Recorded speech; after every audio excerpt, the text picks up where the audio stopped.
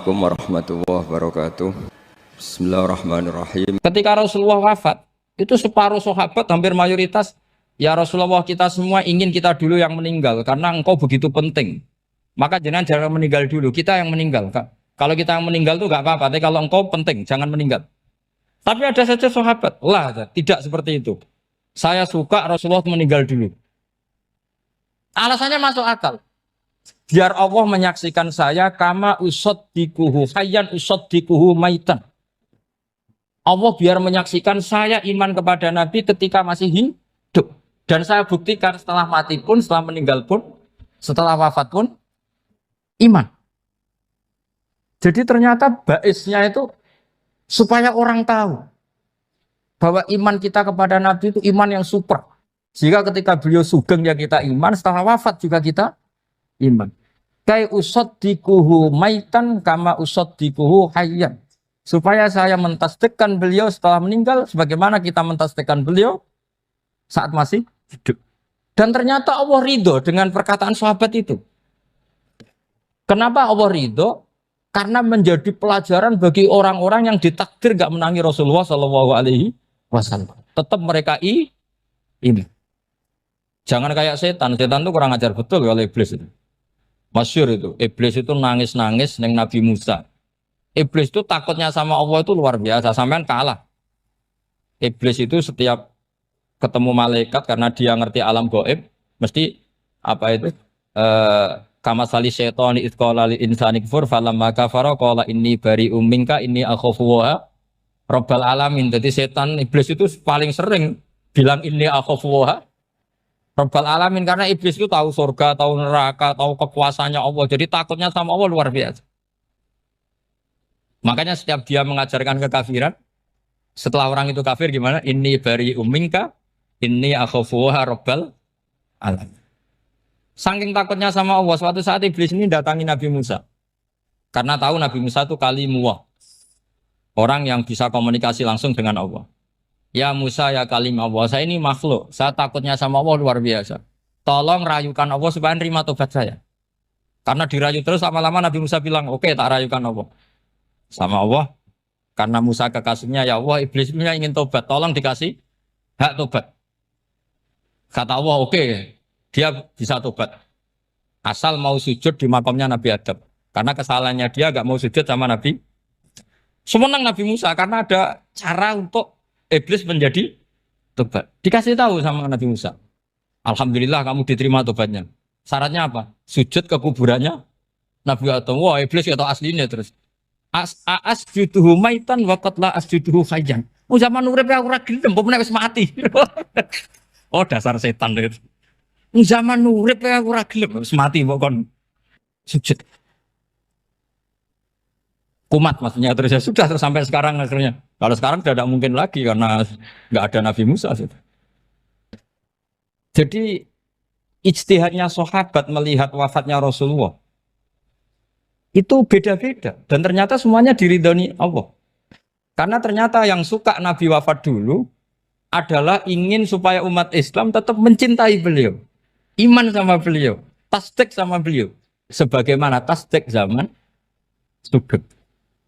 Makanya kita harus mencintai guru-guru kita. Uhibbuhu maitan kama uhibbuhu hayyan. Saya sampai sekarang itu ya merasa Mbah Mun itu tidak meninggal. Saya masih merasa kalau bapak saya tidak meninggal karena kita mencintai beliau-beliau ketika hidup dan ketika wafat itu sama. Karena beliau-beliau sama kita juga seperti itu. Rasulullah itu ketika mendekati wafat, ya bahasa halusnya intaqala ila rafiqil a'la. Itu Nabi kalau ngedikan tuh rileks sekali. Hayati khairun lakum wa wafati khairun lakum. Cung aku nak uripku ya apik. Engko nak aku wis kapundhut ya apik. Fa amma hayati fali asunna lakum as-sunan. Sebagian riwayat fa innakum tuhadditsuna anni wa uhadditsu ankum.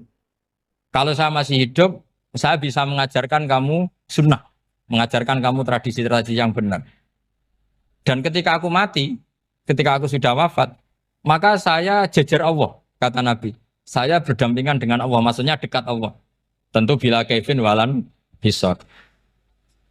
Terus sudah fa'inna amalakum, amal-amal kamu diperlihatkan ke saya. Berhubung saya sudah dekat Allah, kalau amal kamu baik, saya muji Allah. Kalau amal kamu buruk, saya langsung mintakan ampun kepada Allah. Jadi Nabi rileks sekali. Artinya saya hidup bagus karena bisa ngajarkan kamu as-sunan wa syara'i'. Kalau saya wafat karena saya dekat Allah, kalau kamu baik saya muji Allah, kalau kamu buruk saya mintakan ampun kepada. Guru-guru kita juga seperti itu. Justru setelah wafat beliau-beliau punya kesempatan dekat sama Allah, dekat sama al-malail a'la sehingga mendoakan apa? Nah, terus kata Sayyid Muhammad, wala taqulu lima yuqtalu fi sabilillahi amwat. Kamu jangan pernah berkeyakinan atau berpendapat atau berkomentar kalau orang-orang yang mati fisabilillah adalah berstatus apa? Mati, amwat. Kalah. Terus kata Sayyid Muhammad, hadza li amatis syuhada. Ketentuan ini bagi umumnya syuhada. Artinya gini, umumnya syuhada saja tidak berstatus amwat. Apalagi hadza Rasulullah, sayyidus syuhada, sayyidul anbiya, sayyidul mursalin. Tentu tidak pernah berstatus amwat. Ya saya ulang lagi ya, jadi zaman cara berpikir amatus syuhada, syuhada yang umum saja berstatus hidup, tidak boleh distatuskan amwat. Apalagi Rasulullah itu sayyidus syuhada, sayyidul anbiya. Maka status beliau pasti hayyun la yamut, pasti beliau itu hidup tidak. Dan karena beliau itu asfaq, sangat sayang kepada kita, sebagaimana zaman beliau hidup itu sayang kepada kita, sampai nangis-nangis minta hak syafaat, maka setelah meninggalkan pun beliau pasti sayang kita dan pasti berusaha supaya kita diampuni oleh Allah Subhanahu wa ta'ala. Sehingga ada sahabat yang tadi berpendapat kalau saya nggak masalah Nabi wafat dulu supaya Allah menyaksikan saya usaddiquhu maitan kama usaddiquhu hayyan. Jadi ini cerita ya, cerita sudut-sudut pandang. Fikih itu penting sekali. Kata Sayyid Ali yang Shahibu Simtud Durar itu, wabihi qiwamus syariah. Yang bisa mengawal syariat itu hanya fikih. Fikih itu ya kalau yang paling gampang untuk kita misalnya punya Fathul Qorib, Fathul Mu'in, Fathul Wahab. Tapi yang faham betul, mesti faham itu ngelotok, setengah hafal. Jangan bawa kitabnya tok, yang penting sekian semester terus selesai. Itu sama-sama dosa, itu dosanya ya dosa, mahasiswanya juga dosa. Karena sudah terlanjur sarjana agama, ternyata nggak bisa, itu kan mendingan ndak sarjana agama. Itu saya tak cerita sama Kiai Roba, itu ada fatwa Kiai, Kiai juga wali. Suatu saat ada penyanyi dangdut top terkenal di Indonesia itu nyanyi dangdut. Ya penyanyi ya dai. Entah itu hakikat, entah majas, tidak tahu. Itu kiai itu fatwanya lucu. Kalau kamu datangi dia pas main dangdut, masih saya beri izin. Tapi kalau datangi dia pas pengajian, itu tak larang. Kan santrinya jadi eskal. Ini pas pengajian dilarang, pas dangdutan kok malah dapat izin. Tapi bukan berarti halal ya, dapat izin. Dapat izin kan potensinya bisa karena dilarang lah ya tetap belerot. Terus suatu saat si santri ini setengah wali, tidak wali tapi setengah. Lama-lama itu memahami gurunya. Memahami gurunya ternyata sirinya begini. Kalau seorang penyanyi yang tidak pernah ngaji, kemudian ngomong agama, itu potensinya itu fadlu, wadlu, sesat dan menyesatkan. Tapi kalau dia sedang nyanyi dangdut, penyanyinya cowok, sama jangan bayangkan dangdut putri, enggak, itu cowok sudah tua lagi. Jadi potensi halalnya ada lah maksudnya untuk, tapi tidak alat musiknya orangnya. Tapi kalau dia nyanyi itu paling dosanya hanya nyanyi. Saya ulang lagi, murid tadi akhirnya paham kalau datangi pengajian itu artinya ikrar kalau dia seorang dai atau seorang yang layak ngomong apa? Agama.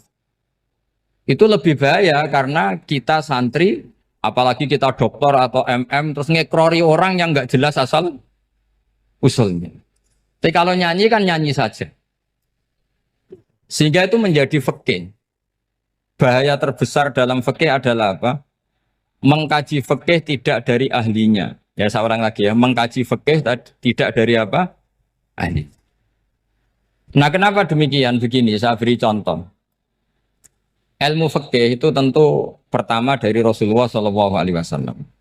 Kemudian bersanad sampai kita atau kita sampai Rasulullah.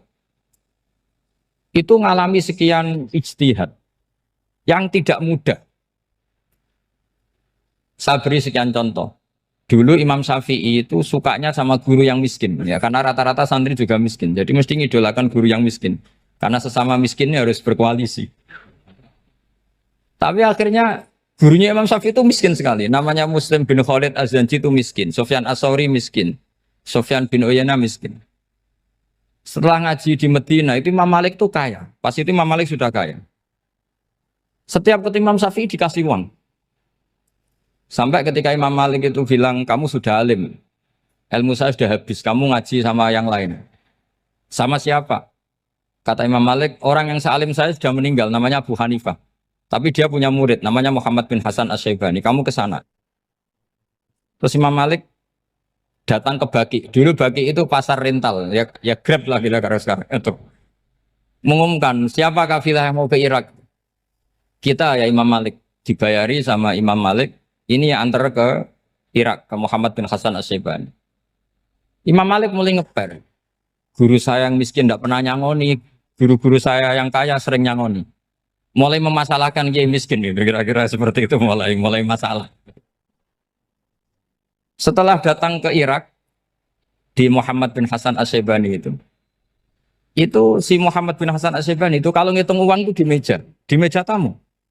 Jadi punya emas lantaan, punya uang. Kira-kira kalau Indonesia punya rupiah, punya dolar, dihitung itu di ruang tamu. Kata Imam Syafi'i, saya dengan Imam Malik saja nggak seret, ini lebih kedonyan lagi kiai. Ngitung uang itu di ruang tamu. Terus akhirnya si Muhammad bin Hasan Asy-Syaibani ini ahlul usul, dia pakar usul. Kamu heran sama saya? Iya, kiai kok kedonyan.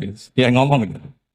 Tapi kata Muhammad bin Hasan Asy-Syaibani, kalau kiai tidak boleh kaya, itu tak kayak nawang fasik. Ben gue demenan, gue mabuk. Oh jangan, nanti dipakai maksiat. Tengjenengan mawon kersane digetoat. Berarti kiai oleh sugih. Pun angsal-angsal. Semenjak itu jadi satu fikih bagi Imam Syafi'i. Ternyata kalau mengharamkan kiai sugih, berarti membolehkan yang fasik sugih. Kalau yang fasik sugih bisa dipakai i'anah alal maksiat. Semenjak itu mindset pikiran Imam Syafi'i rubah. Saking rubahnya sampai beliau berpendapat orang bisa beli Alphard, kok beli carry itu haram. Bisa jadi bupati kayak Pak Roba, kok jadi RT haram. Pokoknya gitu. Bisa keren kayak Gus Bak, kok jadi orang pendengar haram. Pokoknya haram terus. Karena dalil beliau al-Islam ya'lu wala yula alaih. Coba sampean ridho misalnya jadi orang Gresik dipimpin orang yang enggak sholat, ridho ndak? Ndak. Atau sholat tapi nggak bisa ngaji, ridho ndak? Ketika yang bisa ngaji berpotensi jadi buba, terus keterusan. Karena Imam Syafi'i keterusan, ya umatnya keterusan. Akhirnya orang-orang Syafi'i itu politikus rata-rata. Ya, makanya sama jangan kaget sama Baruba. Kakak saya wakil bupati ini. Putranya Mbah Mun ada yang wakil apa? Gubernur. Dulu Gus Wahid ya menteri agama. Itu asal usul dari perubahan fikih, mindset, cara berpikir Imam Syafi'i. Jadi dulu itu fikih ditemukan itu jelimet, ada perdebatan. Itu tidak hanya pada level ulama, pada level Nabi pun ada perdebatan. Jadi jangan kira Nabi itu tidak debat, ya debat. Nabi itu asal seangkatan itu mesti debat, termasuk debat dengan malaikat. Jadi kalau perlu ya debat sama apa? Karena malaikat itu kan lugu itu gak iso mikir. Karena kalau malaikat iso mikir bisa jadi rektor. Nanti kasihan Pak Salam ini. Malaikat gak boleh jadi rektor. Malaikat Israel itu nggak tahu etika. Jadi beliau ketika mau membunuh, mencabut nyawanya Ibrahim datang, ya Ibrahim saya ini disuruh nyabut nyawa kamu. Kata Ibrahim, wah kamu itu pasti salah. Kamu tahu saya siapa? Saya ini Khalilur Rahman, kekasih Allah. Masa kekasih membunuh yang dikasih? Ini nggak benar, logika itu nggak benar. Pasti kamu salah. Karena Israel itu tidak bisa debat. Ketika ditanya, hal ra'aita khalilan yumitu khalilah, masa kekasih membunuh yang kasih. Saya ini Khalilur Rahman. Masa Allah mencintai saya kemudian membunuh saya, itu logika agak bener. Enggak, keliru, kamu itu keliru.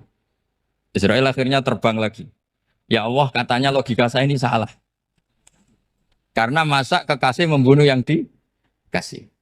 Karena Israel nggak pernah sekolah, nggak pernah sekolah. Nggak bisa dia jawab. Akhirnya diajarin Allah. Dah kamu bilang gini ke Ibrahim. Hal ra'aita khalilan yakrahu ayyalqa khalila. Masa kekasih tidak siap ketemu yang dikasih. Dibalik logikanya. Akhirnya datang lagi ke Israel. Kata Allah begini, masa jenengan kekasihnya tidak siap ketemu yang kau kasih. Oh ya ya oke, mati gak apa-apa. Jadi ilmu itu ngalamin perdebatan. Jadi saya datang murni karena Kiai Mas Buhin, bukan karena MC. Itu dosa besar kalau saya datang karena MC. Karena saya punya kewajiban yang lebih besar. Jadi yang bisa mengalahkan adalah a'dzama minhu, yang super besar kira-kira. Karena jelas ada riwayat inna min abaril birri silatar rojuli ahla wuddi abi. Ya, inna min abaril birri silatar rojul ahla wuddi abi. Di antara kebaikan yang sangat baik adalah seseorang menyambung teman bapaknya. Padahal sampean kan nggak mungkin teman bapak saya. Teman saya aja nggak mungkin, nggak level apalagi bapak saya kan. Jadi malah mohal itu. Saya berkali-kali cerita di mana-mana cerita, fikih itu harus dievaluasi. Karena ini masalah furu'iyah. Saya berkali-kali cerita di mana-mana cerita. Hukum berteman orang fasik gimana? Pasti orang jawab haram karena takut ketularan orang fasik. Tapi kalau dibalik, hukumnya bina orang fasik gimana? Ya baik, umatnya Nabi. Bisa bina kalau berteman. Kamu bisa bina orang fasik tanpa berteman? Gak bisa. Jadi kalau dibalik, hukum berteman orang fasik gimana? Haram. Hukumnya bina orang fasik? Baik. Bisa bina kalau berteman. Berarti berteman orang fasik? Ya terus nanti pada level lapangan sih gampang. Kalau yang soleh membina yang fasik dan yang fasik ketularan yang soleh, maka ternyata kalau yang soleh ketularan fasik ya berarti ternyata buruk. Tapi kan hukum masa nunggu kenyataan kan jadi nggak hukum. Di mana-mana hukum itu kan ada asumsi karena ini masalah ijtihad. Nah itu yang dilakukan para ulama kita. Jadi sampean harus mengkaji fikih secara detail karena tidak hanya kita yang khilaf. Nabi-nabi juga khilaf dalam menentukan dakwah ilallah. Wali-wali kita kayak Abdul Hasan Asyadili sama Sayyid Abdul Al-Haddad itu juga. Imam Ghazali ya khilaf. Imam Suyuti itu kalau ketemu Al-Qastolani itu saling tidak nanya, saking nggak cocoknya. Masyhur itu. Jadi ulama ora cocok. Bedanya nak saiki perkara partai. Kalau orang dulu enggak. Karena pakai asumsi. Pakai asumsi karena memang susah. Enggak misalnya memang tak bedai, tak beri yang di enggak misalnya ada orang rukuk kemudian kentut. Itu sholatnya batal apa enggak? Enggak, jawab saja. Enggak, orang sholat kemudian pas rukuk kentut atau kelihatan auratnya, sholatnya batal apa enggak? Batal. Itu keliru nih sampai ini salah dosennya mesti itu. Pertanyaannya gini, yang dikatakan sholat itu kan akwalun wa af'alun muftatahatun bitakbir muftatamatun bitaslim. Lalu ketika sampai ruku apa sudah namanya sholat sehingga kamu katakan batal? Namanya sholat aja belum kok sudah kamu katakan batal gitu.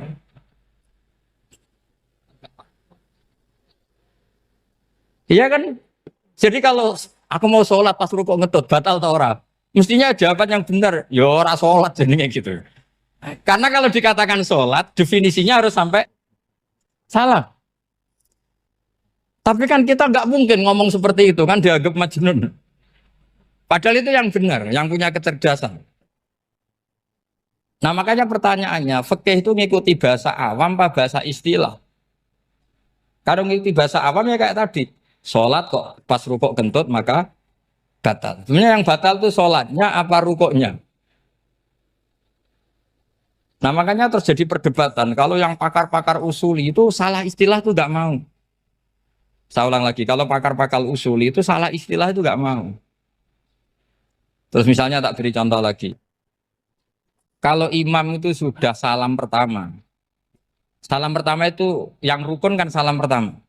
Berarti setelah salam pertama imam sudah keluar dari sholat apa belum? Yakin? Ya sudah. Sekarang sama tak bedain. Lalu makmum itu kesunatan langsung berdiri apa nunggu imam salam kedua? Enggak, jawab satu. Nunggu salam kedua kan? Nah, itu kriminalnya sampai Anda seperti itu. Kriminalnya begini. Berarti Anda bergantung sama orang yang sudah tidak sholat. Kata kamu setelah salam pertama dia sudah tidak sholat. Berarti kamu menginstruksikan makmum berhubungan dengan orang yang sudah tidak sholat. Karena sudah keluar dari sholat ketika salam pertama. Kalau kamu di debat gitu gimana jawabnya? Pusing kan? Berarti robtul makmum bisolatiman sing wis laisa fi sholatin. Berarti menggantungkan sholat sama orang yang sebetulnya sudah tidak sholat. Ada yang jawab, sebagian ulama fikih tetap disunatkan menunggu salam kedua. Karena salam kedua itu masih paket meskipun tidak rukun. Dia paketnya selesai. Tapi selalu pertanyaannya gini, lalu setelah salam pertama itu imam masih sholat enggak? Sudah sama pernah dijawab toh? Nah ini pentingnya bodoh, gak mikir sebenarnya. Jadi makanya bodoh itu barokah karena gak mikir. Jadi soalnya Rabbana ma khalaqta hadza apa? Batila. Sing bodoh ya barokah, sing pinter ya barokah. Sira barokah maksiat. Surano barokah plus. Jadi ilmu itu harus mengalami satu gesekan karena logika itu bisa dibalik. Nah karena ilmu itu mengalami satu gesekan, satu logika yang bisa kayak iya kayak enggak. Sehingga jargon di dunia ijtihad itu begini. Ra'yuna shawabun yahtamilul khata' wa ra'yuka khata'un yahtamilus shawab. Pendapat saya benar tapi mungkin salah. Tapi pendapat kamu taruhannya salah dulu tapi ya mungkin benar. Jadi mustahid kalau kata mustahid itu lucu. Ngomongnya itu ra'yuna shawabun yahtamilul khata'. Pendapat saya tarifnya benar dulu tapi ya mungkin salah. Kalau pendapat kamu salah tapi ya mungkin benar atau mungkin bisa salah ya tidak tahu pokoknya mungkin benar. Nah kenapa demikian? Begini, di luar masalah tauhid, saya ulang lagi di luar masalah tauhid, itu tentu ada masalah-masalah yang sifatnya ijtihadiyah. Ya saya ulang lagi, yang sifatnya apa? Ijtihadiyah. Dan ijtihadiyah ini nggak pernah selesai karena muqtadul hal, konteks kesejarahan maupun konteks kesempatan itu tidak sama. Dulu kiai-kiai itu ngaramkan dasi, ngaramkan celana karena yang celananan yang dasinan itu penjajah.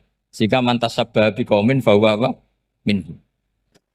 Tapi lama-lama kiai-kiai itu ya pakai dasi, pakai celana.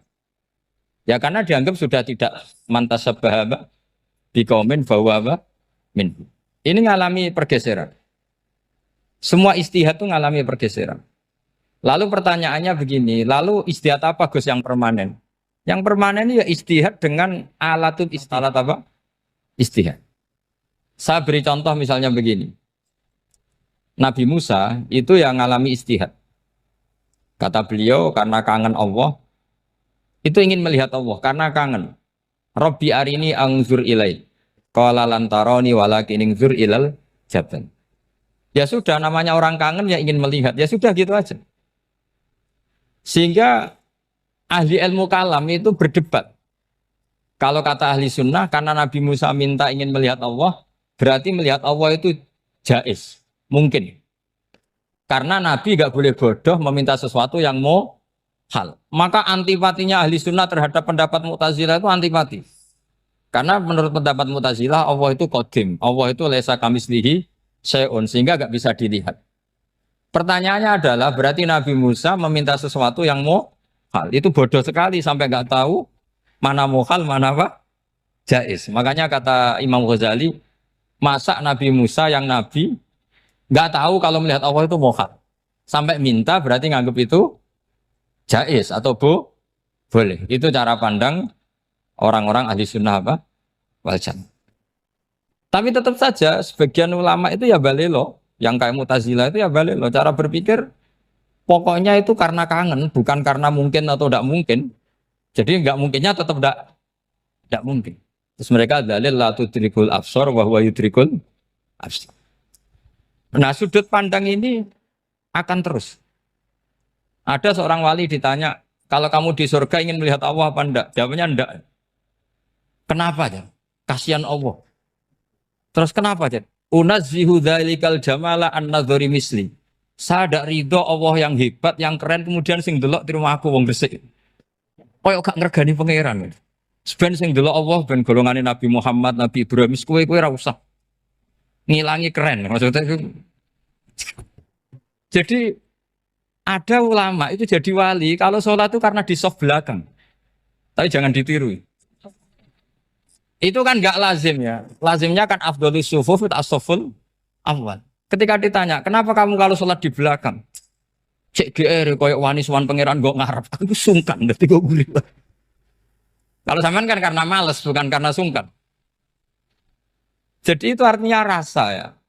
Makanya nggak bisa, nggak ada istihad itu tidak mungkin karena perasaannya orang itu beda-beda. Itu Sayyid Abdul Al-Haddad itu kalau ngendikan masyhur. Man da'a li dzalimin fil baqa faqad ahabba yusawwah fi ardi. Orang yang mendoakan orang fasik masih hidup, gak mati-mati, itu berarti suka kalau Allah dimaksiati di buminya. Wong fasik kelakuannya rak maksiat, nak mbok dongakno mari. Itu berarti kamu ingin Allah didurakani terus menerus karena si fasik masih hidup. Tapi kalau Abu Hasan As-Sadili cara ngendikan gini, kalimatnya persis. Man ahabba alla yusawwahu fi ardi faqad ahabba alla tadhara maghfiratuh. Orang yang ingin dunia ini steril, gak ada maksiat, maka sama saja berkeinginan tidak melihat luasnya maghfirahnya Allah. Sama-sama wali besar. Tapi cara pandang hubungannya dengan Allah seperti itu. Jadi mau tidak mau, istihad itu mau tidak mau. Makanya tidak usah dipertentangkan misalnya cara berpakaian, cara apa. Yang penting sesuai aturan Islam ya sudah. Karena ini urusan rasa. Urusan apa? Rasa. Itu Syekh Hasan Basri itu sering jagongan sama Robiah Hadawiyah. Itu secara fikih salah. Tapi pas itu ulama fikih ditanya, kenapa Anda tidak komentar terhadap dua wali besar yang sering ketemu?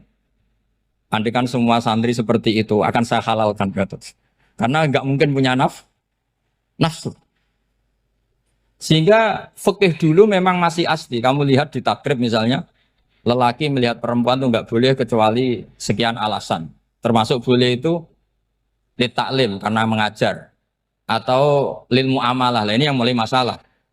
Ada warung kopi, penjaganya cantik, santri-santri ngopi. Ini lil muamalah kan kasus ini. Mau disalahkan tuh ada takbirnya. Mau dibenarkan ini jelas fasik kan, jelas fasik. Jelas fasik. Maksudnya sudah fasik sebelum itu ditambah itu, jadi fasiknya permanen. Nah pertanyaannya adalah, kalau kamu ngajar mbak-mbak, kemudian hafal yang cantik yang enggak, itu taklim li nazar apa nazar li taklim? Itu taklim apa modus? Makanya kalau ngopi cari bakul yang cantik, itu muamalah untuk nazar apa nazar untuk muamalah? Loh kalau saya ngopi dengan kiroba pasti halal. Karena begini, berjalan saja, bareng capek, nggak tahu itu warungnya siapa, terus berhenti ngopi. Kebetulan bakulnya cantik. Nah itu mungkin halal, karena kan saya nggak milih-milih. Ingin ngopi, kebetulan bakulnya cantik. Kalau kamu kan nggak apal daftarnya. Wah itu mesti haram itu, mesti haram itu. Karena berarti kan kamu menjadikan ngopi ini modus. Gue jagani nak takok pangeran, do kok nazar, muamalah Gusti muamalah. Itu mesti modus. Maka fikih itu harus dikawal oleh tasawuf. Kalau ndak, semua hukum fikih bisa diakalin. Makanya Imam Bukhari punya satu bab namanya Kitabul Khiyab. Bab mengkhilaf fikih. Beliau itu antinya sama Abu Hanifah itu luar biasa. Nggak ada ulama dibenci Imam Bukhari kayak Abu Hanifah. Masyhur itu. Untungnya beliau nggak menangi Abu Hanifah. Kalau menangi geger terus, bisa faksul masail terus. Itu Abu Hanifah itu ulama yang suka khilah. Khilah itu ngerekayasa hukum. Misalnya begini, saya ini puasa agak lemes, ujian agak lemes, apalagi kiai serawati di duit, santri beling-beling lemes ini. Apa mangan itu kan, wah, poso-poso kok mangan kan gak keren. Supaya saya bisa makan dan halal, saya bisa ngajak Kiai Robai ya jalan-jalan. Jalan-jalan nyari yang jarak 2 marhalah, ya sudah. Terus bisa makan. Kalau ditanya Allah kok makan? Musafir. Jadi bolehkah insya safar menciptakan pergi demi untuk supaya boleh iftar? Boleh enggak cara jenengan? Enggak boleh, alasannya apa? Kan pergi. Perginya juga enggak maksiat. Itu khilaf. Tapi Sayyid Muhammad, Abu Ya Sayyid Muhammad, Muhammad bin Alawi, Sayyid Muhammad, itu membela Abu Hanifah. Artinya membela jangan semua khilaf itu diharamkan. Karena itu cara, saya ulang lagi, karena itu cara untuk mengawal bahwa hukum Allah itu luas. Karena kalau nggak ada khilaf itu ya kita kesulitan. Kita kesulitan. Misalnya begini, ini penjelasannya, makanya kita harus sering mendengar. Saya itu dulu masih sangat fikih itu protes, kenapa ada puluhan polisi wanita?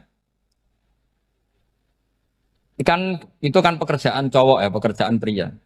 Tapi setelah mendapat penjelasan dari polisi, itu alasannya masuk akal, Gus. Kadang-kadang orang nakal itu menyembunyikan narkoba, itu di alat wanitanya. Itu kalau semua lelaki, polisi kayak jenengan, itu kan masalah itu. Sehingga memang harus ada polisi wanita karena sebagian pengedar narkoba itu perempuan dan menyembunyikannya di tempat itu. Kalau semua polisi cowok kan gak kebayang. Sehingga kita akhirnya mendengar membolehkan polisi itu wanita. Ada wilayah yang harus wanita. Begitu juga ada pertanyaan, kenapa sih dokter kandungan itu cowok? Saya punya banyak santri yang muhibin saya itu dokter kandungan. Tak tanya, kamu itu kok cowok kok jadi dokter kandungan, kan pekerjaannya seperti itu. Dia jawabnya lucu. Dari 10 yang tes jadi dokter kandungan, itu yang cewek itu lulus 2. Yang cowok lulus semua. Karena ketika cewek dites melihat ketuban pecah darah itu langsung pingsan. Sehingga yang secara psikologi dablek itu kan memang lelaki. Jadi serawongnya sewakit santes. Kadang nggak lahir-lahir dinteni nang jopo rokokan santai. Itu kalau cewek yang jadi dokter kandungan itu nunggu jam 11, jam 4 sudah pingsan. Nah ini cerita, bukan berarti saya menghalalkan, enggak. Kita harus mendengar, saya ulang lagi, kita harus apa? Dan itu setelah mendengar itu nanti jadi disiplin ilmu, yaitu namanya fikih. Karena ilmu fikih itu sebetulnya gampang. Sampean kalau ngaji i'anah, itu kelihatan fikih itu gampang karena ada logika yang terbangun. Misalnya begini, orang kalau tawaf itu disuruh agak jauh dari Ka'bah. Jangan sampai nginjak sadarwan. Karena sadarwan itu pondasi itu ikut Ka'bah. Kenapa begitu? Ya jenenge ra muteri Ka'bah, ide-ide Ka'bah. Jadi sebenarnya sederhana logikanya. Sing jenenge muter itu di luar itu kita muter. Nah kalau nginjak pondasinya namanya gak muteri Ka'bah tapi ide-ide Ka'bah. Ya jadi sederhana sebetulnya ya masuk akal. Jadi fikih itu tidak ada yang iskal, sebetulnya masuk akal. Tapi karena kita nekuni itu tidak serius, maka terus jadi paradok. Saya beri contoh lagi, ini sebagai penghormatan saya sama Kiai Mas Bukin, karena ini sudah namanya fakih. Kalau ada ayam jago ditabrak truk, terus kejet-kejet, adekan dibiarkan pun mesti mati. Karena gerakannya sudah harokatul masbuh. Terus kamu sembelih, itu halal apa enggak? Enggak jawab, ayam jago loh. Kalau kamu katakan halal, dia sudah tidak punya hayatun mustaqirroh, kehidupan yang permanen. Andai kan kamu biarkan pun 1 menit lagi meninggal. Kejet-kejet kan mau prosedur saja. Maksudnya pantasnya mati ya kejet-kejet sih, tapi sebetulnya sudah pasti mati. Maka ini ada 2 ulama. Kalau kata Imam Malik tetap namanya halal. Karena ruhnya masih di situ. Sehingga ketika kita nyembelih, ya nyembelih hewan yang hidup. Yang namanya nyembelih itu pokoknya mematikan yang punya roh. Sementara saat itu rohnya masih di situ. Meskipun 1 menit lagi pasti. Tapi kalau mazhab Syafi'i enggak, ini sudah harokatul masbuh. tidak punya hayatun mustaqir. Sehingga dalam perdebatan ulama fikih itu lucu, kadang ya gampang mangkel nol. Misalnya begini, kalau ada anak lahir tidak ada amaratul hayat, nggak nangis, nggak bernafas, sunat disolati apa enggak? Siktun sing layas tahilu walayas langsung lahir langsung mati, nggak ada amaratul hayat. Ora tahu mikir tuh. Itu tidak wajib disolati. Alasannya, ya kan memang sholat alal mayit kan tidak pernah hidup. Di mana-mana mayit itu setelah hidup mati. Ini kan tidak pernah hidup. Namanya ya atau lahmin, ya potongan daging itu aja. Enggak. Jadi kadang fikih diwaca tenan jebule mangkel no. Terus ketika di kitab Minhajul Thalibin itu, kalau kamu keluar mani itu wajib mandi enggak? Wajib kan? Kalau keluar mani inzal itu kan wajib mandi. Nah kenapa nifas atau wiladah keluar bayi? Kenapa ibu-ibu kalau keluar bayi wajib mandi? Alasannya lucu. Li'annal walad maniyun pun akidun. Ini kan wis mani cuma mengkristal. Jadi kadang fikih mangkel. Apa ya? Sembrono itu masuk. Mosok wajib mandi wiladah itu karena apa? Li'annal walad maniyun mun akidun. Iku mani sing wis mengkristal. Mani sing wis jelalatan lah lahir nangis macam-macam. Jadi ternyata karena kenapa fikih butuh alasan nyari hadis tentang keluar anak mandi itu enggak ada yang sorry. Yang ada adalah tentang inzal. Innamal ma' minal. Akhirnya dicari-cari ternyata walad itu maniyun menakid. Lah ini problem fikih. Sampean harus siap dengan pelajaran seperti ini meskipun sampean mungkin wong priayi tapi ini ilmu. Ya, saya ulang lagi ini ilmu. Sehingga ulama itu mau tidak mau harus mau mendengar. Karena logika yang terbangun itu nunggu kalau mendengar kayak tadi. Nabi malaikat Israel baru sadar, masa kekasih bunuh yang dikasih. Masuk akal juga Israel. Kalau sama sampean sih nggak nerima tetap selonang-selonang ini masalah Ibrahim, Khalilur Rahman. Sehingga kita di alasan fikih itu harus kita dengar. Saya dulu itu, saya sampai sekarang itu sama kalau bayi lahir masih sudah berbentuk bayi, saya sendiri berpendapat sebaiknya disolatin kalau sudah berbentuk bayi, meskipun tidak nangis, tidak ada amaratul hayat. Kan yang digugurkan itu wajibnya, bukan masalah boleh dan tidak. Itu banyaklah perdebatan ulama di bab itu.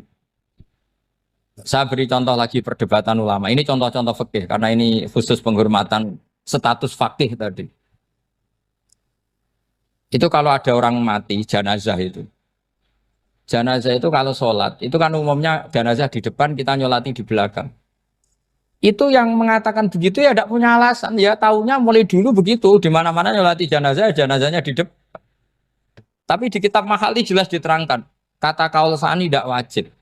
Alasannya ya lucu, fa innal janazah laisat bi imamin. Jenazah itu tidak imam, kenapa harus di depan? Kan kacau kan? Lu coba alasannya di depan apa? Dia ada imam kok. Nah barokahnya fikih itu sehingga kita melihat di Arab Saudi sekarang itu jenazah kan di belakang. Tapi kita tetap nyolati apa? Mayit. Kalau di Arab Saudi musim haji itu jenazahnya di kamar mayit, tapi kita nyolati. Itu satu-satunya takbir ya tadi fa innal janazah laisat bimanzilatil imam. Tapi jangan praktekkan, nanti dia kepaliran sesat. Saya hanya cerita ilmu, jangan dipraktekkan. Kalau dipraktekkan masih jadi aliran sesat. Mono jenazah ning mburi mame kok ngarep aliran sesat. Sebetulnya bukan sesat tuh. Uji coba fikih. Ya karena tadi fa innal janazah laisat bimanzilatil. Bukti lagi kalau sampean sholat ghaib. Sholat ghaib itu misalnya mayitnya di Surabaya, boleh enggak sholat ghaib di sini? Terus jenazahnya di belakang kamu apa depan kamu? Nah ini kan fikih itu pokoknya gitu. Makanya standar furu'iyah itu susah.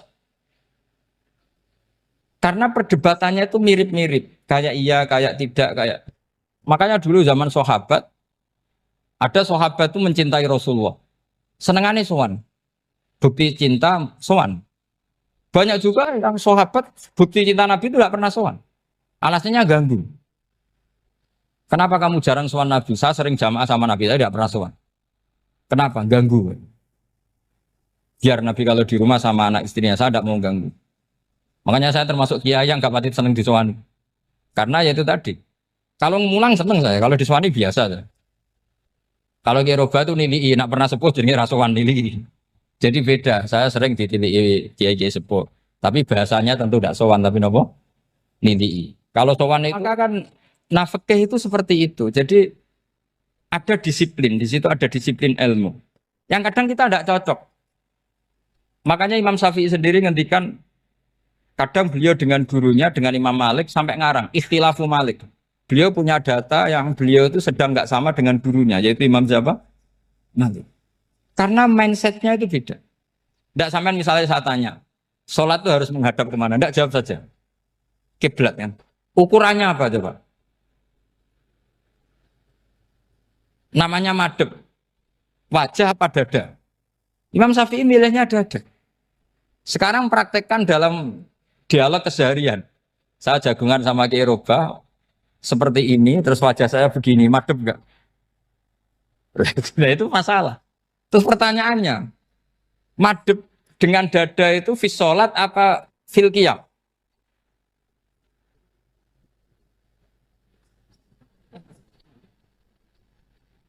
Loh enggak, kalau fis sholat pas sujud, dada kamu madep mana coba? Kamu enggak pernah mikir kan? Ya madep pakai dada itu kan kalau berdiri, kalau rukuk sama sujud.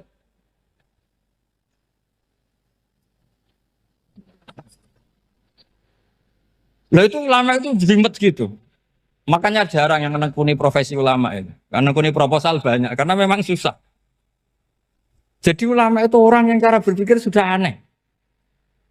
Sehingga mereka detail. Maksudnya menghadap itu apa? Ukurannya kalau berdiri ya dada. Tapi nggak bisa kamu katakan atawajjuh bisodri aturan dalam sholat. Fikul di sholat. Pertanyaannya lah kalau rukuk sama sujud. Dadanya menghadap kemana coba? Maka itu ilmu yang sudah jelimet. Nah ulama usul fikih, ulama yang nggak mau salah per detail hukum. Sehingga menurut Imam Rafi'i, misalnya kalau beliau ditanya, sujud itu gimana ya? Asal watul jabha, ya sujud. Tapi kalau menurut Imam Nawawi harus melibatkan 7 apa? Anggota, yaitu al-jabha, wal yaden, warubaten, wal kodame. Oke, Imam Nawawi kita ikuti. Tentu keseharian kita pakai Imam Nawawi. Yaitu berdasar hadis umir tu an asjuda ala sab'ati yumin al-jabha, wal yaden, warubaten, wal kodamen. Berarti berapa? 7. Tapi pernah saya cek di kitab karangannya Imam Syafi'i ketika beliau ngendikan saya suka kalau orang sujud itu melibatkan 7 anggota berdasar hadis ini. Tapi kata beliau wayahtami itu dan bisa saja sujud yang watul jabhah itu sudah cukup. Terus kata Imam Syafi'i limada karena Nabi ketika sujud itu hanya ngendikan begini sajadalah kawajhi wasam'i wabasori. Gak ada di hadis wayadi, warubati, wakodami. Ya sudah akhirnya. Nah, itu sudut pandang. Terus gugatan kedua begini. Ada orang Muslim yang sujud sama berhala. Untuk menjadi murtad itu harus 7 anggota apa cukup atul jabah halal ardi. Untuk sah menjadi murtad itu. Untuk sah menjadi murtad cukup atul jabah halal ardi harus 7 anggota. Untuk keabsahan murtadnya itu. Tidak jawab. Makanya ini tugas dosen-dosen ini meminterkan ini. Karena namanya sudah faqih. Faqih itu ahli faqih yang detail namanya faqih. Kalau ini mutafaqih. Jadi bukan tafakuha tapi tafakuha. Kayak tamarodon. Gitu. Jadi wazannya nanti itu wal idhari ma laysa fil waqi'. Jadi ini bukan gojlok, ini memang marah saya. Jadi kalau sudah pakai gelar fakih, harus fakih betul. Nah, mohon, kalau mengkaji fikih itu harus detail. Minimal takrib itu setengah hafal. supaya konstruksi ilmu itu utuh. Saya sama lagi konstruksi ilmu itu, karena ilmu itu mesti ada yang apa ya? Ya rodok setengah salah itu, tapi disalahno ora kena. Ndak sampean tak bedheki, nak pancen bener langsung tak angkat jadi rektor. Nak bener tuh. Coba rukun sholat pertama itu apa coba? Rukun sholat pertama. Niat. Niat sama berdiri dulu mana? Ayo niat dulu baru berdiri, apa berdiri dulu baru niat? Berarti niat sama berdiri dulu mana? Rubah kan? Artinya kita mau bilang tartib, urutannya niat, berdiri, takbir, nggak bisa. Yang dikatakan niat itu apa? Qasdus syai' muktaronan bifi'lihi. Berarti niat sama takbir harus bareng apa urutan? Bareng. Terus dengan qiyamnya urutan apa bareng? Bareng apa urutan? Loh enggak, kalau urutan berarti takbir dulu, duduk, baru berdiri. Nah maka seperti ini tuh mau tidak mau kita salah. Dikatakan tartibnya salah, dikatakan serentak, ya salah. Cuma karena kita bodoh, gak tahu mikir itu, alhamdulillah kan di situ itu. Lo coba niat sholat loh, niat takbir qiyam dulu man. Niat takbir qiyam dulu mana coba? Dulu qiyam. Enggak ada kitab yang mengatakan arkanus sholat awaluha. Oh, dianggap kitab kriminal maksudnya. Makanya ngendikane ulama-ulama di sarah-sarah, mau tidak mau sebagian istilah itu tasamuh. Tasamuh itu wis gampang ngono kok repot. Karena kita tidak bisa detailnya. Coba misalnya puasa. Puasa Ramadan itu wajib apa? Tabi itu niat, nginep no niat. Sing darane nginep itu umure lama apa enggak? Lama kan? Sekarang sebelum 2 menit kamu baru niat, sah apa enggak? Sah. Itu sempat nginep apa enggak 2 menit itu? Enggak sempat kan? Jadi ilmu itu makanya kata ulama-ulama pokoknya ilmu itu mesti ono unsur tasamuh. Tasamuh itu ya tiga gampang. Apa? Tiga gampang. Misalnya Imam Syafi'i berpendapat mashu ba'dir roksi. Itu kata beliau walau sya'rotan fi hadir roksi. Meskipun satu rambut asal masih di wilayah kepala. Tapi kalau rambut itu dikeliwir, dibasuh di sini enggak sah. Karena sudah keluar dari batas apa? Kepala. Imam Syafi'i cara berpikir kan ya ngene iki jenenge basuh sirah. Tapi cara Abu Hanifah enggak. Ya enggak, yang namanya megang kepala itu ya minimal 1/4. Masa gitu dikatakan megang. Lalu ulama usul fikih itu berdebat. Sesuatu itu sesuai masodaknya. Masodak itu yasduku alaihi kadza, yaitu ini tadi saya cerita ke Ibu Khen tentang ngaji Jamul Jawame. Ini ilmu yang di Jamul Jawame. Sesuatu itu ukurannya mayasduku alaihi kadza apa dengan takrif definisi. Misalnya gini, sholat itu batal dengan makan. Kalau kamu sholat makan batal nggak? Nggak, jawab saja. Batal. Itu satu upo apa satu piring? Nggak, jawab saja. Satu upo sudah batal. Sekarang bab makan di ngormat tamu. Cong tamuku keimangan.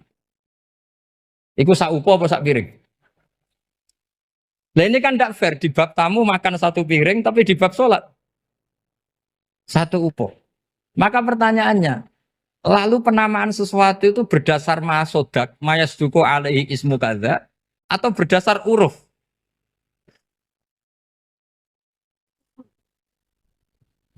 Ukurannya apa coba? Maka terus jadi perdebatan. Nah ini di sini ini pentingnya ulama karena ya sekarang saya bedai sekarang. Cengkeh itu wangi apa enggak? Kategorinya cengkeh. Wangi kan kalau orang bikin kue tar pasti pakai apa? Cengkeh. Pakai wedang ronde supaya manis, apa wangi dikasih apa?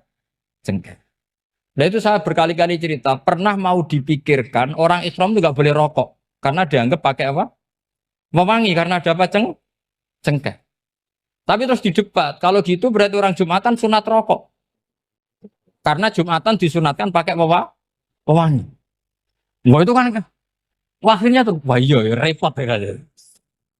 Jadi kalau cengkeh kamu kategorikan pewangen, yang orang Islam nggak boleh rokok karena pakai cengkeh yang wangi, konsekuensinya orang Jumatan sunat rokok karena berarti di masjid pakai apa?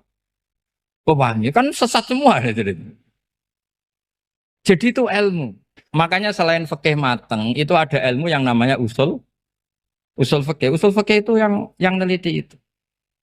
Mayas duku alaihi kada. Jadi yus ngono iku darani ngono. Saulang lagi. Ngono iku wis darani ngono. Ora perlu roh detail. Ya, saulang lagi. Wis ora perlu roh detail. Makanya Abu Hanifah itu misalnya basuh wajah. Wis angger kecelok ngene iki basuh wajah. Nek Imam Syafi'i kan detail. Mimba ini mana bitis syari sampai ila somahe uzunehi ila zakon. Terus mana bitis syari Imam Syafi'i nambah apa? Ghaliban. Kenapa ditambahi ghaliban? Karena kalau orang budak mana bitis syarinya di sini. Jadi itu fikih. Jadi fikih itu jelimet. Padahal kita ini nggak pernah berpikir secerdas Imam Syafi'i, tapi akhirnya ya mikir juga. Agak ditambahi ghaliban, mana bitis syarinya orang budak kan? Sini. Terus sekarang perdebatannya, orang budak basuh Mastur Roksi di sini sah enggak? Karena tadi itu wajah apa kepala gitu. Kan jadi bingung gitu. Ya makanya ini mukadimah saya supaya sampean apa lebih disiplin belajar apa? Fikih dan setidaknya didiskusikan lah kitab-kitab Minhajul Thalibin atau kitab-kitab Mahali. Karena di situ nanti ada perdebatan.